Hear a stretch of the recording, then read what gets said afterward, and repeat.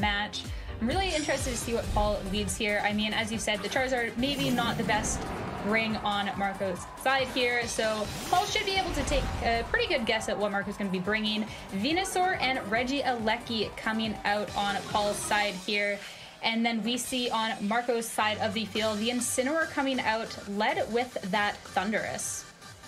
I like Paul's decision to not bring Groudon this time around, right? In the last game, we saw Eleki plus Groudon immediately, but Paul recognizes that Marco has that Incineroar, does not want to get intimidated. And so, you know, the Venusaur here is kind of bait as well, right? Maybe baits out a Max Airstream from Marco's end, and as you see, Paul's actually going for the switch into Groudon. Now, you risk taking some damage, of course, on the Groudon, but the Groudon is very, very bulky, as we've seen, and has that Citrus Berry, so it can take, you know, a couple attacks here and there. And so Paul is actually just opting for damage onto Thundurus, and I think this is actually a really smart game plan because the Thundurus on Marco's end, we haven't seen its item yet, but it's not Life Orb, and Assault Vest is so common on Thundurus. Both of these players also have access to each other's team sheets, so, you know, Assault Vest Thundurus makes a lot of sense here. The idea is you just, you know, get a little chunk of damage off, and then you bring in the Groudon. The Thundurus can't Max Guard in front of your Groudon, and then Groudon can just launch a Max Rockfall into Thundurus if it doesn't take too much damage this turn. So I like Paul's kind of middle ground lead where, you know, you're probably going to switch Eleki or Venusaur out on turn 1, but it's kind of dependent on what Marco leads with. Marco maxing that Thundurus right out of the gate here. The Incineroar with the fake out into the ground onslaught. Not really doing much since that was a swap this turn, and the Regieleki does hit that Thunderbolt into the Thundurus, picking up a bit of damage. Thundurus returning with the Max Airstream. Sure enough, hitting into the ground here and starting to get a little bit of speed on Marco's side of the field here.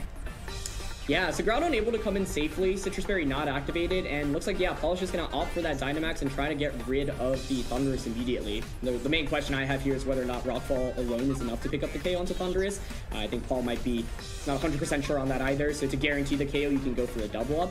For Marco's end, I mean, you can go for like a Max Airstream and another Flare Blitz into Groudon, but to be honest, I'm not even sure that picks up the knockout because the Groudon has the Citrus Berry. So, you know, Paul using that first turn to... The tough thing about playing against Sun in Series 8 is you always have to respect Sleep Powder from Venusaur on turn 1, right? So Marco does not want to potentially lose to turn 1 Sleep Powder because if you Sleep Powder something that's Dynamaxing on turn 1, like imagine if Sleep Powder goes off into Thundurus, you're in such a tough spot.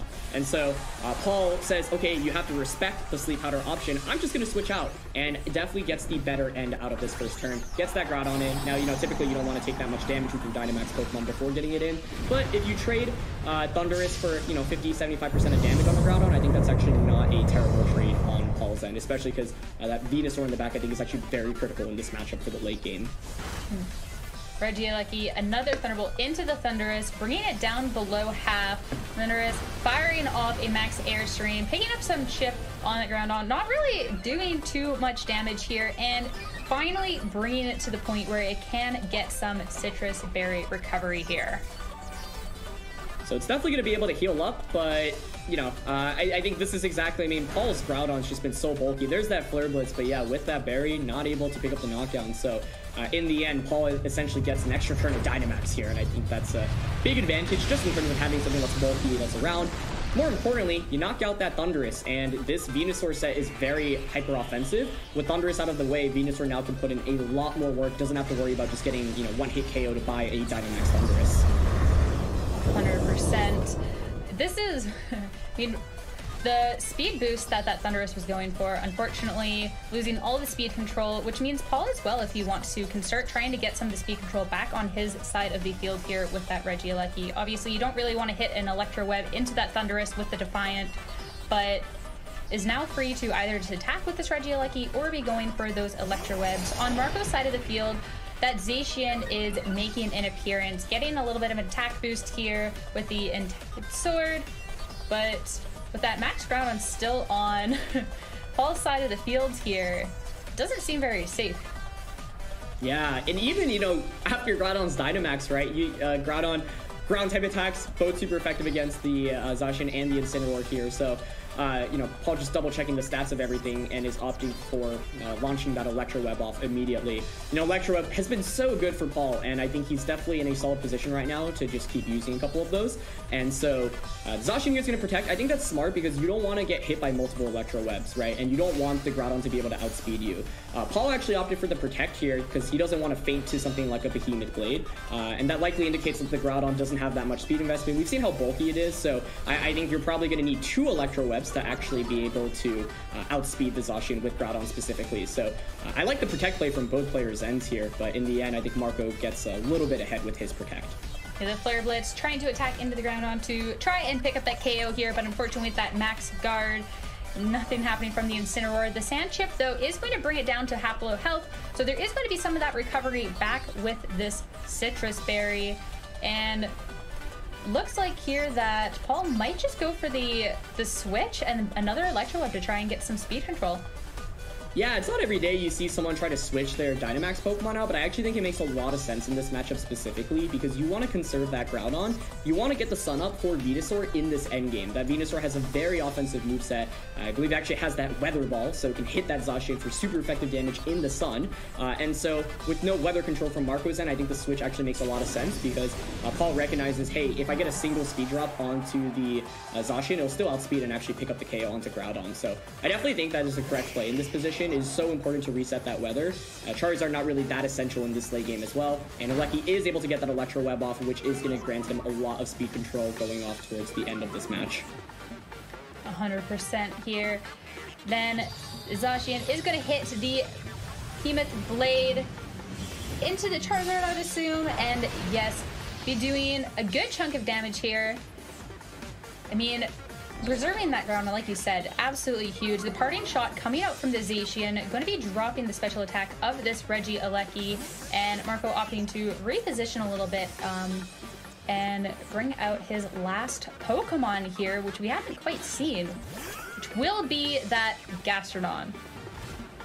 I think Gastrodon definitely keeps Marco in this. If it was Charizard coming in from his end, you know, we were talking about whether or not maybe he'd bring Charizard before this matchup. It feels really, really tough to come back, right? Because Alecki just does really well. But Gastrodon definitely the best Pokemon for Marco to have right now, and I'm really curious about its set.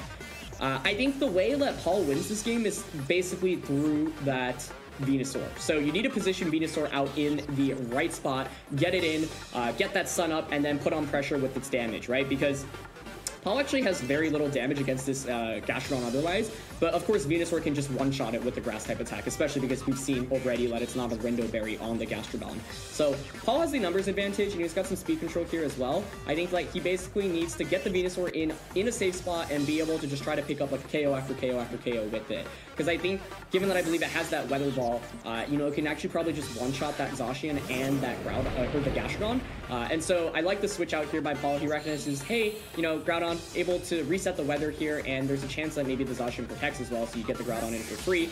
Zacian actually ends up going for the switch, but I think, you know, Paul able to get that Sun in safely. With this reposition, there is going to be fake out pressure on Marco's side of the field, and of course the attack drop going into this Groudon. The Charizard here just going for a Heat Wave, getting some damage. Does like a good amount of damage down to this Gastrodon with that Solar Power ability, and his Scald coming out is going to pick up the KO on this Charizard here. So, you know, solid trade-off for both players here, but Paul actually gets a huge Heat Wave off before his Pokemon faints, and that's actually really nice, right? This Groudon is so low now, it won't faint certainly from any attack, and there's that free switching into Venusaur that I was talking about. Paul didn't risk switching it in, you know, even sacrifice the Pokemon to get it in safely, and Venusaur is looking really, really solid right now. So Paul definitely in a pretty commanding spot right now. He has a lot of options right now, right? I think on one hand, you read the fake out from Marco's end. You also have to worry, like, you know, like one option is not targeting the Incineroar at all, but that's a little bit risky because then Incineroar pressures with something like a Flare Blitz, right? So looks like Incineroar's just going to offer the fake out. Paul's just opting for damage with both of the Pokemon, so Venusaur won't get the attack off, but that's Precipice Blades connects with both, and that's a lot of damage.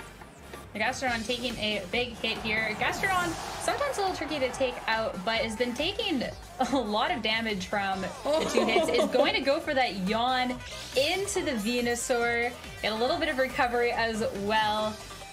And this Venusaur, I mean, this Venusaur can take on this Gastrodon, but also, if you're Marco, do you really want to risk keeping the Venusaur in and having it fall asleep here? Yeah, that's a big yawn. I was curious on, you know, what the Gastrodon set would be here in the end for Marco, and yawn is actually a game changer here, right? So here's the situation. Now, with Marco, you can just double protect both of your Pokemon this turn, right? And then Venusaur will fall asleep. So Paul, as a response to that, as you see, wants to switch out into that Regieleki. Now, if you're Marco, you can make a big play and say, there's no way Paul's going to stay in here, because if he stays in, I could have just double protected. You could read into that Regieleki switching in and go for an attack onto that slot. So if Paul makes the correct play this turn, it really feels like he should win the game with Venusaur.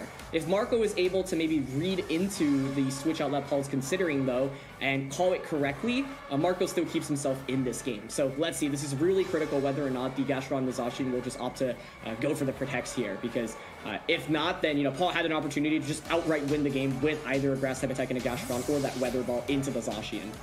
Right, the Regieleki swapping in here. So interested to see how this plays out. The protect coming out from the Zacian, hitting into the Groudon here, and the Gastrodon opting for that Earth Power, big Earth Power into this Regieleki and picking up this KO here. Yeah, so Marco didn't offer the protects, was able to predict the switch outs on Paul's end. So this is going to be a really interesting finish to the game. I wanted to say this earlier, Groudon, the turn it went for Precipice Blades and KO'd Incineroar, had the opportunity to actually go for a Swords Dance there. I was thinking Paul maybe didn't want to risk the Swords Dance in case Marco went for like the very rare play of switching the Incineroar out into Zacian, and then just let Zacian come in for free. So, I mean, Paul's Venusaur can definitely win in this scenario. It's just a question of who do you target and do you make the right target here, right? Can you read into who Marco is going to protect this turn?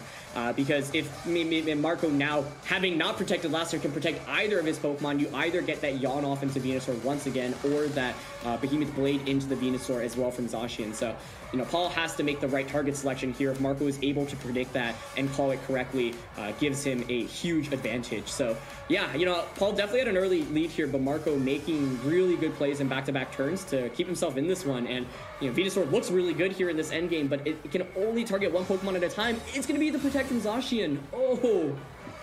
Okay, now just see where everything is targeting into the Zacian slot here. And Groudon does go for that Sword Stance, raising the attack stat by 2, definitely applying a little bit of pressure here. The Gastrodon will hit the Earth Power into it, though. The Sword Stance isn't going to do anything. Gastrodon picking up yet another KO here, and it's just a force to be reckoned with. I mean, it's picking up all these KOs with these Earth Powers. It's getting this leftovers recovery slowly but surely, and I mean, this Venusaur can put such pressure on this Gastrodon, but Marco's done a really good job of kind of isolating it down, so Paul really has to pick what he goes after here. Yeah, Zacian goes for the double protect, assuming that Venusaur is going to target that slot, which I think is a good play. There is that Weather Ball we've been talking about this entire time, finally coming out from the sun, able to pick out that one-hit KO. That's a really big tech that Venusaurs are running nowadays.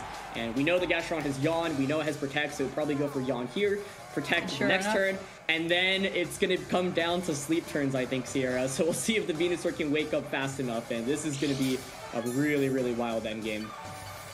And it's, I mean, Marco bringing this back as best as he can. The fact that it's coming down to sleep, I mean, a Gastrodon versus Venusaur, sometimes you just see that the Venusaur being able to hit that 4-time effective grass move against the Gastrodon, I think it's over. But this Gastrodon doing everything it can to really bring out this end game, and the fact that this Venusaur is going to sleep, I mean, I think it really depends, like you said, on the sleep turns, as well as how much damage this Gastrodon is really going to be able to apply here. Yeah, absolutely. We know that it doesn't have something like an Ice Beam because we've seen its full moveset, so it's just going to be Earth Power. What this boils down to is, can Paul wake up fast enough? Can he avoid maybe, you know, Earth Power special defense drops here as well? Venusaur is going to take its first turn of sleep, so can wake up starting the next turn. Here's going to be the first Earth Power. How much does it do? A decent chunk of damage, but it's still going to take a couple of more hits to really pick up this KO. Man, I mean, if you're Paul here, you're sitting here just praying to wake up, and on Marco's side, just praying that it stays asleep. Oh, it stays asleep? Okay. Second turn to sleep here, another Earth Power. Of course, not going to be picking up the KO, but Marco just needs one more turn of sleep here to be sealing this game up. Oh, it all comes down to this. Venusaur needs to wake up on this final turn. Does it take a third turn of sleep? It does! Oh no! Marco able to hit a third Earth Power into that Venusaur and pick up that victory. I mean, I feel like it's not every day that you see Gastrodon go 1v1 versus a grass type and pull out a win, but Marco played that so well, being able to get that yawn, being able to isolate it, put it to sleep, and just chip away at it until finally picking up that KO and getting the game. That was wild. I mean, I want to give both players props there because I thought Paul was making like safe and consistent plays up until maybe like the last 2 or 3 turns. And even in those turns, it's not like it looked like he had an early lead, right? But the reality is that Marco made just really, really good predictions to keep himself in this game. Marco recognized, hey, I'm kind of behind in this match, so I kind of need to just kind of play out of my mind and make the right calls and hopefully just read into Paul's soul, right? And so that's what he was able to do, right? Making the correct Earth Power onto the Regieleki switching, getting that out of the way, calling that the Venusaur was going to go for the Weather Ball onto Zacian correctly, getting that Scald, or getting the Earth Power to knock out the Groudon, forcing it to be a 2v1 situation. In the end, yeah, Marco needed to get, fortunate with sleep turns there to win the game, but he also, fought really hard to even put himself in a position to where that was relevant, right? Because I think in a lot of different outcomes, Marco wouldn't even have a chance to win this game with that late game Venusaur. So he definitely fought to his outs there. I think Paul honestly did a good job as well. He, had an early lead, and in the end, he wins that game the majority of the time. But wow, what a doozy. I mean, that was just absolutely wild. Sometimes you just need a little bit of luck going your way. And like you said, Marco did what he could to position himself into that end game to where he could use that luck to seal off a win. But without any further ado, let's get into game 2 to see what these players can do. All right, heading into this game 2 here, Marco starting with that Gastrodon next to the Incineroar, Regieleki and Charizard coming out on Paul's side of the field. Yeah, so definitely some adjustments here on both ends. Marco actually leading Gastrodon despite Paul leading Venusaur last time, so I think Marco actually getting the better end of the trade-off in terms of the lead matchup here.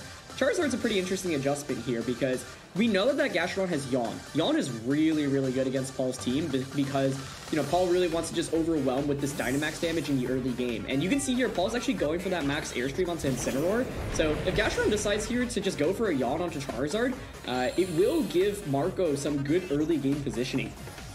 Anytime you get a Yawn off against, anything that's Dynamaxing, it's a great start. Of course, Regieleki swapping out for that Groudon as Paul is going for that max Charizard. Setting the sun as well, so Charizard will be doing extra damage here with that solar power ability on top of the Life Orb that it already has here. So let's see. Does Gastrodon protect? It doesn't! Wow, okay. Big Airstream coming out from the Charizard onto the Incineroar. Incineroar holding on with just a little bit of health here. I feel like Incineroar can almost survive any hit once. just barely clinging on, and is going to get that berry to get a bit of health back. Yeah, unbelievable survival there. Even gets the parting shot off into Groudon. That's absolutely huge because we know this is a Swords Dance Groudon set. So able to switch out. And if that Gastrodon actually went for that Yawn onto Charizard, that is a great turn 1 for Marco. He needs to basically weather the early storm, or early sun, I should say, in this matchup. And so able to get that, positioning out, psycho that instant back in for future fake outs and intimidates is really valuable as well. And so, I think Paul there didn't go for that max Airstream onto Gastrodon because he was expecting Gastrodon to protect, right? One approach you could see Marco taking in this game is protecting Gastrodon turn 1 and then switching out into Thundurus on turn 2 so that Gastrodon just doesn't take any damage from max Airstreams. But Marco makes a really aggressive prediction there, saying, I just don't think you're going to max Airstream into the Gastrodon, or perhaps Gastrodon's just really, really specially defensive, and Marco is expecting to survive a max Airstream there, and it is going to be that Yawn into that Charizard. No, that is a huge Yawn here. I mean, in Paul's position now, what do you want to be doing with that Charizard?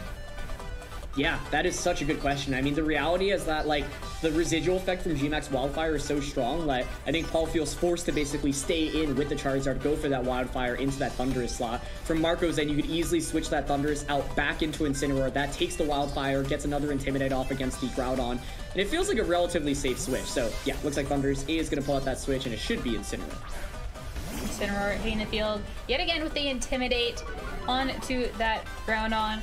With the parting shot last turn and the Intimidate this turn, definitely slowly be bringing it down here.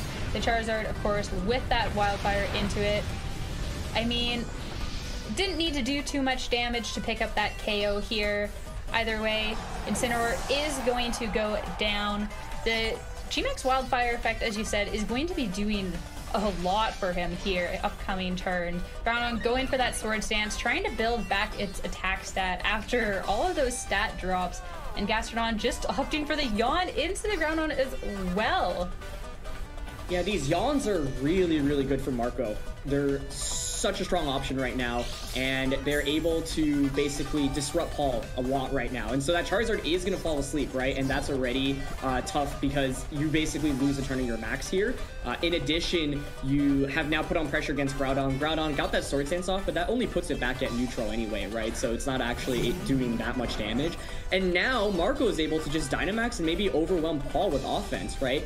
I think Dynamax Thundurus is really strong, especially because Paul this time around isn't going to be able to Dynamax that Groudon.